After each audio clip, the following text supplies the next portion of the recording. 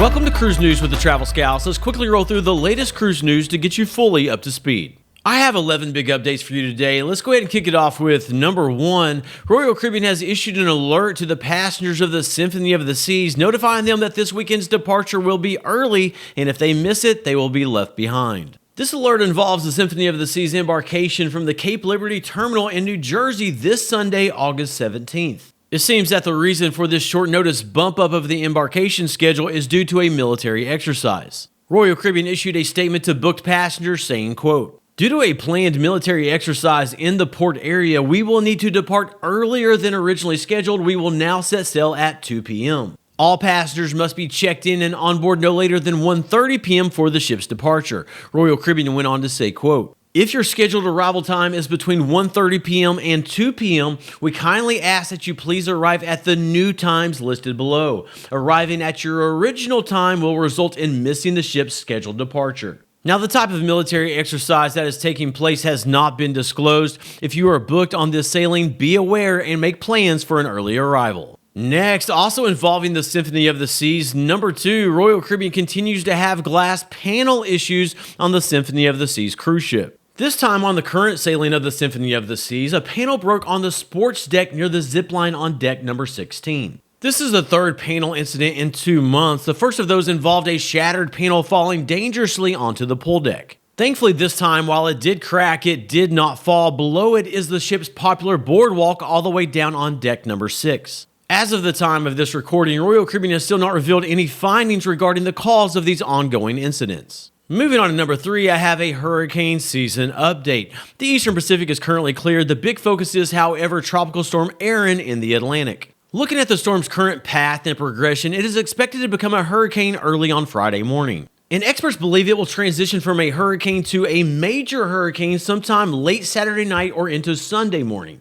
Now, to be a major hurricane, that means that it has to become a Category 3 or above. And those categorizations are based upon wind speed and means that the winds will be in excess of 111 miles per hour. At those speeds, any direct landfall could result in extensive damage. Now, a key thing to note here is the expected location of the storm. On Saturday, it is forecasted to be near the northeastern Caribbean. And some of the effects could be felt in places such as the Virgin Islands, Puerto Rico, and the Dominican Republic. The National Hurricane Center has a model that shows forecasted wind arrival times. We can see on that model that there is the potential for cruise disruption through the weekend in the northeastern Caribbean, as well as on Sunday and Monday for the Bahamas and Bermuda. Cruise lines, of course, are monitoring this closely, and they will make any necessary itinerary adjustments to ensure your safety. Royal Caribbean's Vision of the Seas has already canceled its planned stop in Bermuda. Other itinerary adjustments are likely to be forthcoming as we get closer to the weekend and the exact strength and path of the storm become more clear. Stay tuned for more updates in the next video. Then number 4, Royal Caribbean has a new top specialty dining restaurant. For years on Royal Caribbean ships, the top specialty dining venue has been their steakhouse, which is called the Chops Grill. That venue is located on every Royal Caribbean ship. However, their VP for food and beverage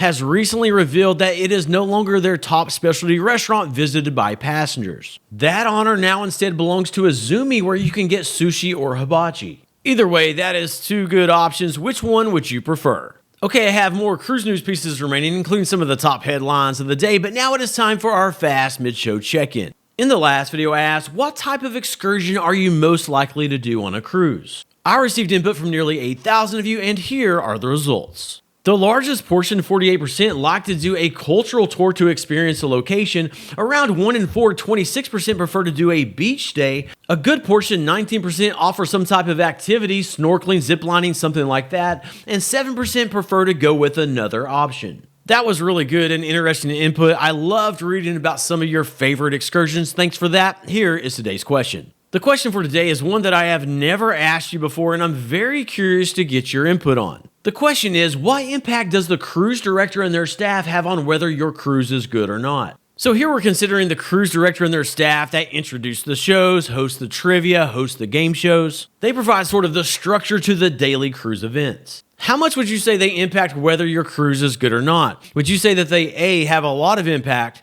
B, have somewhat of an impact, or C, don't have much impact at all? Chime in down below and let me know your thoughts. I look forward to reading it, but now on with the cruise news. Number 5, Royal Caribbean has revamped its drink menus with an expanded emphasis on non-alcoholic selections. Royal Caribbean's new drink menu is rolling out across all 29 ships in their fleet. Many of the drinks that you may be familiar with will still be there, but for those who are interested in non-alcoholic options, there is a lot more to choose from. One section in the menu is called non-alcoholic offerings. This contains 18 different options available. They also have another section called Zero Proof with 16 selections to choose from. So that is something just to be aware of. These menus will be available at all Royal Caribbean bars and lounges. Next, number 6, new cruise passenger taxes are now in effect for visiting the nation of Greece by cruise ship. Now, the amount of the tax will depend upon the port that you visit and when you visit that port. Here is a quick breakdown. The peak season is considered to be June, July, August, and September. If you visit one of their popular ports of Santorini or Mykonos, you'll pay 20 euros per person. All other Greek ports are 5 euros per person. During the shoulder season, including April, May, and October, Santorini and Mykonos will cost you 12 euros and the others are 3. Then during the off season covering November through March, their 2 most popular stops are 4 euros and the others are 1. Now these will be rolled into the price that you pay for your cruise, but it's good to know what we're paying for. Then sad news, number 7, a 79-year-old passenger went overboard from the Norwegian Star cruise ship. The Norwegian Star is currently on a 14-day voyage from New York City going to Canada, Greenland, and ultimately Iceland. The incident occurred early on Tuesday morning. Some news sources are reporting that the body was recovered. However, that has not been confirmed by either authorities or the cruise line. We do know that the Norwegian Star discontinued its search and they are proceeding with their cruise itinerary. Super sad stuff. We are praying for the family of the individual. This is the 5th man overboard incident of the year. I have additional important news to share with you, but very quickly, if you're new here, I'm Jason with the Travel Scouts.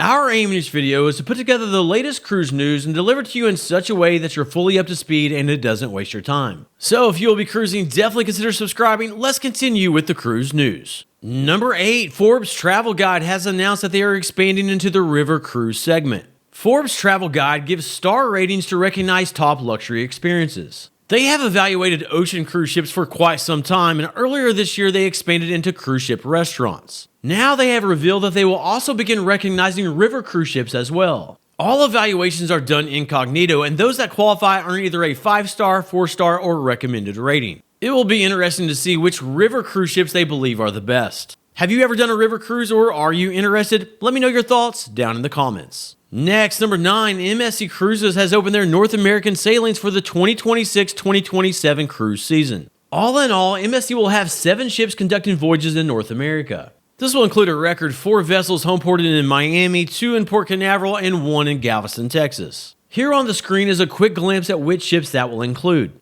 And if you want to find some budget-friendly sailings, MSC has some great prices. For example, with these newly opened bookings, you can get a 7-night cruise out of Galveston for $482. That's only $68 per person per day. Or you can get a 7-night cruise out of Port Canaveral, Florida for about the same at $485 per person. MSC definitely has some of the best prices in cruising at the current time. Then number 10, Royal Caribbean Star of the Seas is seeking to find a new godmother or godfather. The role was originally marked for music icon Diana Ross. However, she has now said that she will not be able to make the showing due to, quote, unforeseen circumstances. As of the time of this recording, Royal Caribbean has not confirmed who the replacement will be. And some good news, number 11, for those cruising to Juno, Alaska, the flood threat is now over. Each year, water releases from a glacial outburst, fills Mendenhall Lake, and then overflows the riverbanks further into the city. While this occurs each year, the flooding this week reached record levels, cresting near 17 feet early on Wednesday morning. However, Juno has installed new sandbag-style barriers along the river, and this successfully held back the flooding and prevented widespread damage. The floodwaters are now receding. This is great news, and we are so glad to hear it for our wonderful friends in Juno, Alaska. Okay, I want to say a special thank you to our newest channel members and for everyone. You are up to date. If you want to stay up to date and be ready for your next cruise, subscribe, and I'll catch you in the next video.